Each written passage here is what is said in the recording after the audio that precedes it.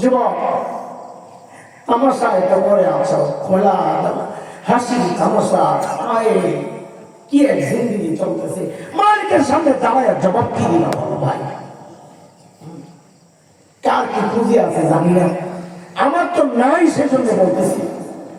কি পুঁজি আছে বলেন আমাদের?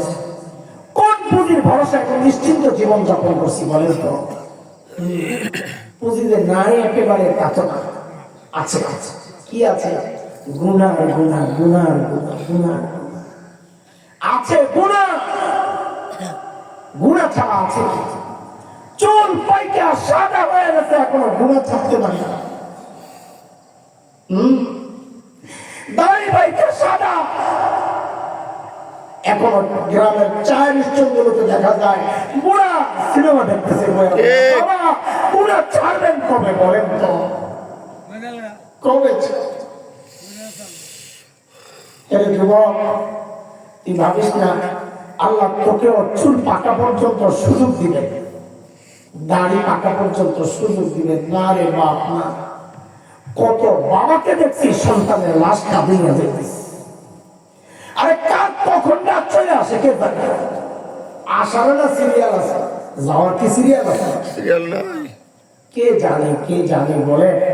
এই মজলিসেও এমন কেউ থাকতে পারে, সেটা পিচ্ছি একটাও হইতে পারে, জুয়ানও হইতে পারে, বুড়াও হইতে পারে। ও বসে আছে এখানে, তার খবর নাই, খবর নাই। আর কাপড়ের কাপড়টা চলে আসছে দোকানে, খবর নাই। আর কে জানে কালকে খবর পাইতে পারে, বয়ান করে বেরো যে মাওলানা হাসান জামিল তো দুনিয়ায় নেই। কোন পুঁজির ভরসা এইভাবে জিন্দিগি চলতেছে বলে? এত হাসাহাসি করি কেমনি, এত তামাশা করি কেমনি, এত গল্প গুজব টাইম নষ্ট করি কেমনি, কেমনে নামাজ ছাড়ি, ওই ঘরে থাকে কেমনে যে ঘরে আল্লাহর কালামের তিলাওয়াত হয়। আপনাদের ঘুম আসে কেমনে? জিজ্ঞেস করি ওই ঘরে ঘুমান কেমনে যে ঘরে আল্লাহর কালাম তিলাওয়াত।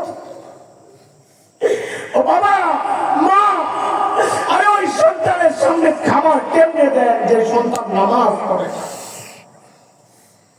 পারেন কেমনে আপনারা?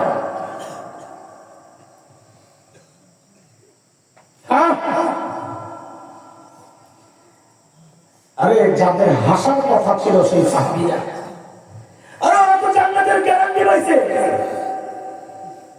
ওমর জান্নাতের গ্যারান্টি পাওয়া, নবী বলেছেন ওমর ফিল জান্নাত।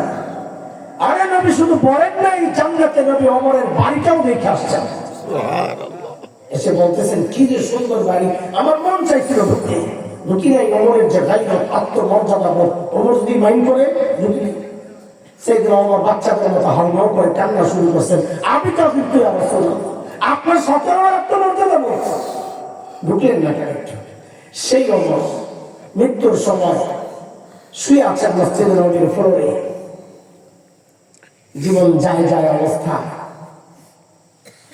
আরেকটা দিক ওমরের যেটা অনন্য বৈশিষ্ট্য, কারণেই একমাত্র ব্যক্তি যাকে আল্লাহর নবী আল্লাহর কাছ থেকে ভিক্ষা করে আনছেন, আল্লাহ ওমরের জান্নাত হেদায়েত আল্লাহ। সেই ওমর মসজিদে নববীর ফ্লোরে মাথাটা রেখে গালদারে মারি লাগে ঘষে আর থামবে, ঘষে আর থামবে। আর বলতেছিলেন ওয়াইলুল লাকা ইয়া ওমর ইন লাম ইয়াগফির লাকা রাব্বুক।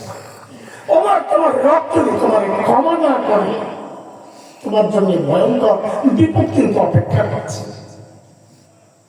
সাইয়েদনা আবু বকর কত বড় মানুষ, গোটা উম্মতের আমল একদিকে রাখলে আবু বকরের আমলের পাল্লার সাথে মিলবে না, ঠিকবে না।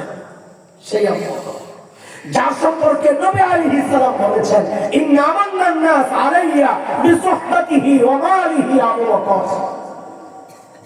সঙ্গ দিয়া, মাল দিয়া আমার উপর সবচেয়ে বেশি দয়া করছে আবু বকর।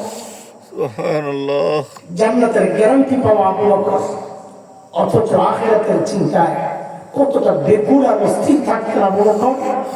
একা একা দূরে নির্জনে যায় কাঁদতেন, নিজের ধিক্কার দিয়া দিয়া বলতেন ইয়াবনা আবু কুহাফা, এ আবু কুহাফা ছেলে, তুই মানুষটা বিশ্বাস, আরে তুই মানুষ কেন হয়েছে এখন হিসাব কেমনি দিবি? আবু বকর বলে হিসাব, আরে আবু বকরের যদি হিসাব দেওয়া লাগে তো বিনা হিসাবে জান্নাতে যাবে না। কে যাবে? সেদিন আবু বকর গাছের পাতার দিকে তাকায় তাকায় কানতেন আর বলতেন, ইয়া লাইতানি কুনতু ওয়াকাবিয়া সাজারা তোরদা কত কেন, মানুষ না হয়ে তুমি গাছের পাতা হইতাম, তার তো জীবজন্তু আমার চালায় চালায় খাওয়া ফেলতো, আমার আর হিসাব দেওয়ার জন্য আল্লাহর আদালতে দাঁড়াই করেছিল, এখন হিসাব কেমনে দেবে? কান্না করার কথা তো আমার মতো জানি না, সারাক্ষণ এমন বেপল আর অস্থির থাকার কথা তো আমার মতো জানি না। আমি তো বলি অধিকাংশের চেহারার দিকে তাকাইলে